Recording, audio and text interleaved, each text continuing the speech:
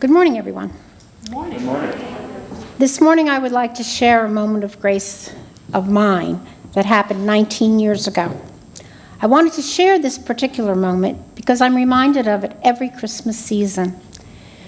My experience began in great fear, but it ended in great joy and peace. 19 years ago, my eldest daughter, Carrie Lynn, and her husband, John, had 2 children, and they were living in Stamford, Connecticut. One Sunday afternoon, Carrie's high school girlfriends and their moms were getting together in Clinton Corners to see friends, to catch up on everybody's family news. Carrie arrived before me, and she greeted me with her 6-month-old son, Braden. Braden was screaming inconsolably and had been for the last half hour of her trip to Clinton Corners. I told her to give him to me, and I would go sit in that rocking chair over there far from the party, and I would work my grandmotherly magic, and I would get him to quiet down and probably get him to go to sleep. I was not successful. He continued to cry and squirm in my arms. Nothing that I tried worked. We rocked, we paced, we bounced, changed his pants, tried a bottle. I even sang. And after about an hour and a half, Carrie and I decided that she should leave and try to get him to her pediatrician. So we bundled a very distressed child into his car seat, and they started their 1.5-hour car trip back to Stamford. I told her to call me as soon as she was able to see the doctor. Well, the next day was Monday, and I went to work. And at that time, I was teaching first grade in Wingdale. I left my phone on my desk, and I told my teaching assistant that I was expecting Carrie's call. My phone rang at about 9 o'clock. Kathy took over the class. I grabbed my phone, and I went into the hallway. My daughter was blubbering, and it was hard to understand her. Or perhaps I was just having difficulty comprehending what she was telling me. Braden had a small grapefruit-sized tumor entangling his internal organs, as well as 2 walnut-sized tumors on either side of his upper spine. And the doctors were 99% sure it was childhood cancer. Not sure what kind or how aggressive it was. Carrie had to get him to Yale New Haven Hospital immediately, and she needed me to come as fast as I could. Braden was 6 months old. My fear was very real now, and it seemed to be smothering me. I remember running down the hall to my principal's office to tell her that I had to leave immediately. Well, teachers can't easily do that.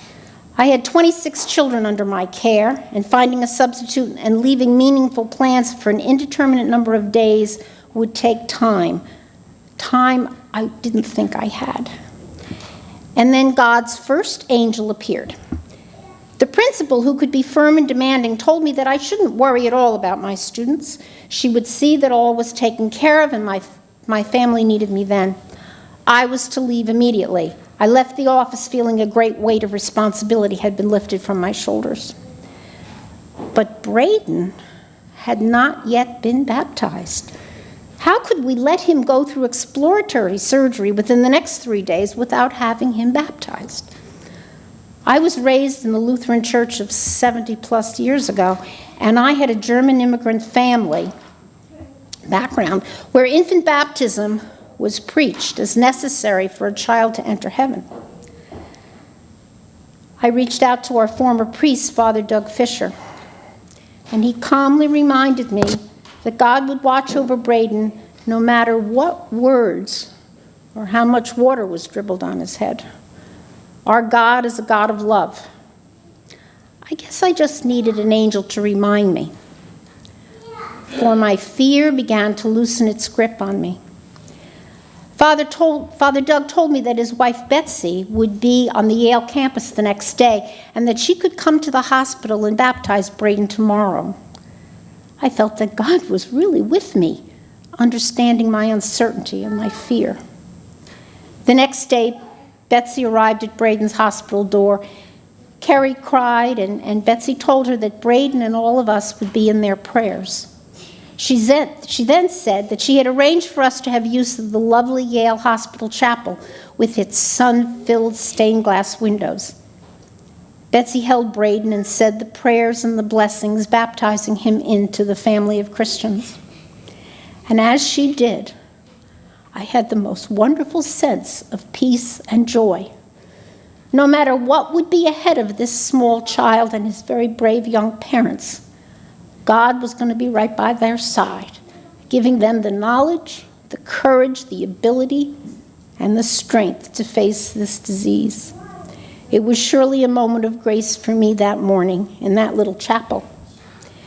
The next 2 years of chemo, radiation, numerous hospitalizations, and 4 surgeries were difficult years.